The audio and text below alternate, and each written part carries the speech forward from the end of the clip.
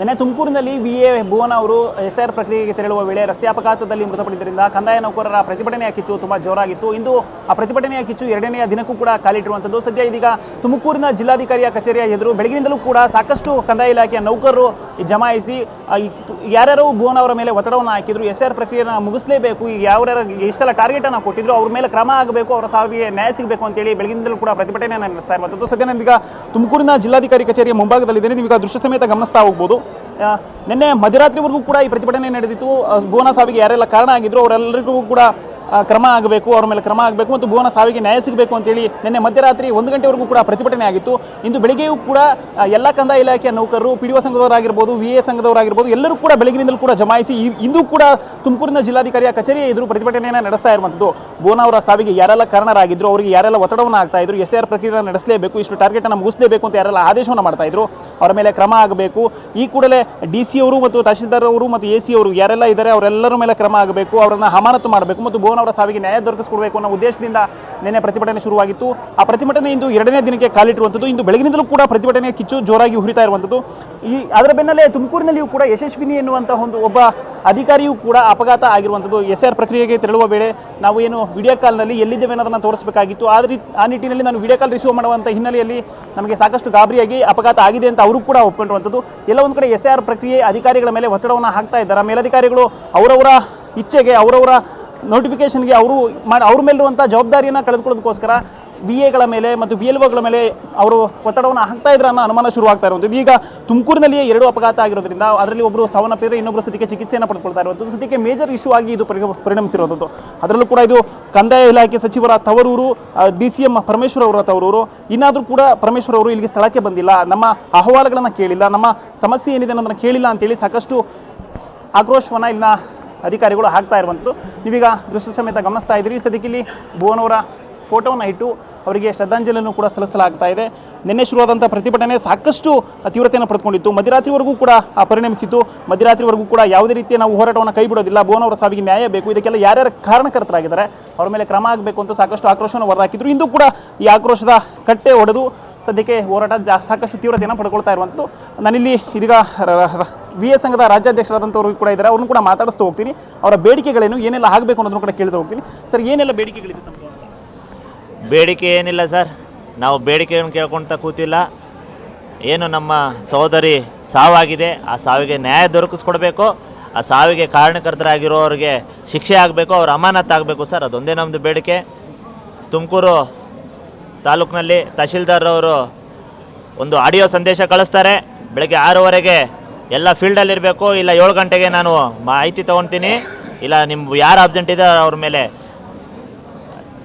DC ಅವರಿಗೆ ಶಿಫಾರಸು ಮಾಡ್ತೀನಿ, ನಿಮ್ಮ ಮೇಲೆ ಕ್ರಮ ಕೈಗೊಳ್ಳಲಿಕ್ಕೆ ಅಂತ ಹೇಳಿ ಒಂದು ಸಂದೇಶ ಹಾಕ್ತಾರೆ, ಆಡಿಯೋ ಸಂದೇಶ.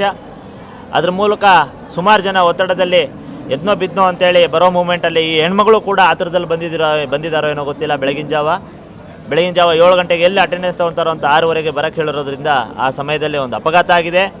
ಇದಕ್ಕೆ ಯಾವ ಚುನಾವಣಾ ಆಯೋಗನೂ ಕೂಡ ಬೆಳಗ್ಗೆ 6 ಗಂಟೆಯಿಂದ ಕೆಲಸ ಮಾಡಿಸ್ರಿ ಅಂತೇಳಿ ಹೇಳಿಲ್ಲ.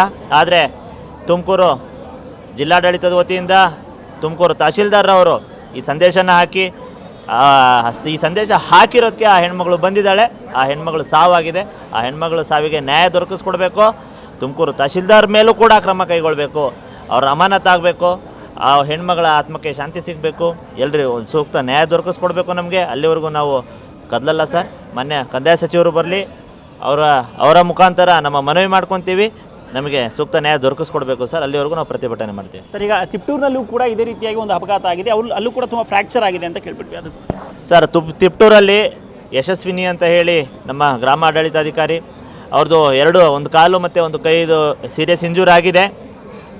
ಅಲ್ಲೂ ಕೂಡ ಏನು ನಮ್ಮ ದೌರ್ಭಾಗ್ಯ ಅಂತ ಅಂದರೆ ಪದೋನ್ನತಿಯಾಗಿ ಹೊಂದಿರುವಂಥ ಒಬ್ಬ ಉಪ ತಹಶೀಲ್ದಾರ್ ಲೋಕೇಶ್ ಕುಮಾರ್ ಅಂತ ಇದ್ದಾರೆ.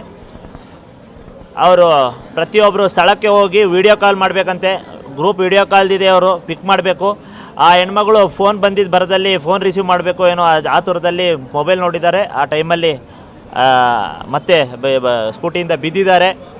ಸದ್ಯ ಯಾವುದೇ ರೀತಿಯ ಒಂದು ಪ್ರಾಣಹಾನಿ ಆಗಿಲ್ಲ. ಆ ಹೆಣ್ಮಗಳಿಗೆ 2 ಕೈ ಮತ್ತು ಕಾಲು ಇಂಜುರಿ ಆಗಿದೆ. ಅವರ ಈ ಘಟನೆಗೂ ಕೂಡ ತಾಲೂಕು ಆಡಳಿತ ಮತ್ತು ಜಿಲ್ಲಾಡಳಿತನೇ ಹೊಣೆ ಆಗಬೇಕಾಗತ್ತೆ. ಅಲ್ಲಿನ ಉಪ ತಹಶೀಲ್ದಾರು, ಶಿರಸ್ತೇದಾರ್ ಏನಿದ್ದಾರೆ ಲೋಕೇಶ್ ಕುಮಾರು, ಅವರಿಗೆ ನಾವು ಗೌರವಯುತವಾಗಿ ಮಾತಾಡಿ ಹಿಂಗೆ ಮಾಡ್ತಾ ಇದ್ದೀರಾ, ಹೆರಾಸ್ಮೆಂಟು ತಪ್ಪಿದು, ಯಾರಪ್ಪನ ಆಸ್ತಿ ಅಲ್ಲ, ನಾವೇನು ಜೀತಕ್ಕೆ ಬಂದಿಲ್ಲ, ನಾವು ನೌಕರಿ ಮಾಡೋಕ್ಕೆ ಬಂದೀವಿ, ನೀವು ನಮ್ಮಂತೆ ನೌಕರಿ ಮಾಡೋಕ್ಕೆ ಬಂದಿದ್ದೀರಾ, ನಿಮಗೇನು ಸ್ಪೆಷಲ್ ಯಾವುದೇ ಏನೋ ಇದು ಕೊಟ್ಟಿಲ್ಲ, ನಿಮಗೆ ರೆಕ್ಕೆ ಪುಕ್ಕಗಳನ್ನ ಜಾಸ್ತಿ ಮಾಡಿ ಕೊಟ್ಟಿಲ್ಲ, ನೀವು ನಮ್ಮಂತೆ ನೌಕರ್ರೆ, ನಾವು ಕೂಡ ನೌಕರ್ರೆ ಅಂತ ಹೇಳಿ ಅವ್ರಿಗೆ ಮಾತಾಡಿದ್ರೆ ಅವರು ದರ್ಪದಿಂದ ಮಾತಾಡ್ತಿದ್ದಾರೆ, ಅಗೌರವಯುತವಾಗಿ ಮಾತಾಡ್ತಾ ಇದ್ದಾರೆ. ನನಗೆ ಹೇಗೆ ಮಾತಾಡ್ತಾ ಇದ್ದಾರೆ ಒಬ್ಬ ರಾಜ್ಯಾಧ್ಯಕ್ಷನಿಗೆ ಅಂದರೆ ಪಾಪ ನನ್ನ ಸಮೂಹಕ್ಕೆ ಇನ್ನೂ ಎಷ್ಟು ಹೆರಾಸ್ಮೆಂಟ್ ಮಾಡ್ತಾ ಇರಲ್ಲ ಇವರು. ಆ ವ್ಯಕ್ತಿ ಮೇಲೂ ಕೂಡ ಕ್ರಮ ಕೈಗೊಳ್ಳಬೇಕು ಸರ್. ನಾವು ಅದಕ್ಕೆ ಪ್ರಸ್ತಾವನೆ ರೆಡಿ ಮಾಡ್ತಾ ಇದ್ದೀವಿ. ಮಾನ್ಯ ಕಂದಾಯ ಸಚಿವರಿಗೆ, ಮಾನ್ಯ ಸರ್ಕಾರದ ಮುಖ್ಯ ಕಾರ್ಯದರ್ಶಿಗಳಿಗೆ, ಮಾನ್ಯ ಆಯುಕ್ತರಿಗೆ, ಅಪರ ಮುಖ್ಯ ಕಾರ್ಯದರ್ಶಿಗಳಿಗೆ ಎಲ್ಲರಿಗೂ ಕೂಡ ನಾವು ಮನವಿ ಮಾಡ್ತೀವಿ. ಮಾನ್ಯ ಸಚಿವರು ಈ ದಿನ ಬರಬೇಕು, ನಮ್ಮ ಈ ಸಮಸ್ಯೆಗಳಿಗೆ ಪರಿಹಾರ ದೊರಕಿಸ್ಕೊಡ್ಲೇಬೇಕು ಸರ್. ಎಲ್ಲೋ ಒಂದು ಕಡೆ ಈ ಸರ್ಕಾರದ ಅಧಿಕಾರಿಗಳು ಅವರ ಮೇಲಿರುವಂಥ ಜವಾಬ್ದಾರಿಯನ್ನು ಕಡಿಮೆ ಮಾಡ್ಕೊಳ್ಳೋದಕ್ಕೆ ಈ ಕೆಳನೌಕರರ ಮೇಲೆ ಸಾಕಷ್ಟು ಒತ್ತಡವನ್ನು ಹಾಕ್ತಾ ಇದ್ದಾರೆ ಸರ್. ಇಲ್ಲಿ ಎಲ್ಲ ಆಫೀಸರ್ಸು ಕೆಲಸ ಮಾಡ್ಲಿಕ್ಕೆ ಬಂದಿದ್ದೀವಿ ನಾವು ಅಂತ ಕೆಲಸ ಮಾಡ್ತಾ ಇಲ್ಲ ಸರ್. ನಾನು ನೋಟಿಫೈ ಆಗಬೇಕು, ನನಗೊಂದು ಸರ್ಟಿಫಿಕೇಟ್ ಕೊಡಬೇಕು, ನನಗೆ ಕಿರೀಟ ಕೊಡಬೇಕು, ನನಗೆ ಪ್ರಶಸ್ತಿಗಳನ್ನ ಕೊಡಬೇಕು. ಆ ಪ್ರಶಸ್ತಿ ಇಟ್ಕೊಂಡು ಏನು ಮಾಡ್ತಾರೋ ಗೊತ್ತಿಲ್ಲ ಸರ್ ಇವರು. ಆ ಪ್ರಶಸ್ತಿ ಸುಮ್ಮನೆ ಸ್ವಂತ ಸಾಮರ್ಥ್ಯದಲ್ಲಿ ಓದಿ ಅಥವಾ ಸ್ವಂತ ಸಾಮರ್ಥ್ಯದಲ್ಲಿ ಯಾವ್ದಾದ್ರು ಸಾಧನೆ ಮಾಡಿ ಪ್ರಶಸ್ತಿ ತೊಗೊಳಕ್ಕೆ ಹೇಳಬೇಕು, ಇಲ್ಲ ದುಡ್ಡು ಕೊಟ್ಟರೆ ಬೇಕಾದ್ರೆ ಪ್ರಶಸ್ತಿ ಯಾರಾದರೂ ಕೊಡ್ತಾರೆ. ಹೀಗೆ ಒಂದು ಜೀವ ತಗೊಂಡು ಪ್ರಶಸ್ತಿ ತಗೊಳ್ಳೋ ಅವಶ್ಯಕತೆ ಇಲ್ಲ ಸರ್. ಎಲ್ಲ ರ್ಯಾಂಕಿಂಗ್ ಈ ಭೂತಕ್ಕೆ ಬಿದ್ದುಬಿಟ್ಟಿದ್ದಾರೆ. ನಾನು ಫಸ್ಟ್ ಬರಬೇಕು, ನಾನು ಶಬಾಷ್ಗಿರಿ ತಗೋಬೇಕು. ಆ ಉದ್ದೇಶದಿಂದ ಈ ಥರದ ಘಟನೆಗಳಾಗ್ತಾ ಇದ್ದಾವೆ ಸರ್.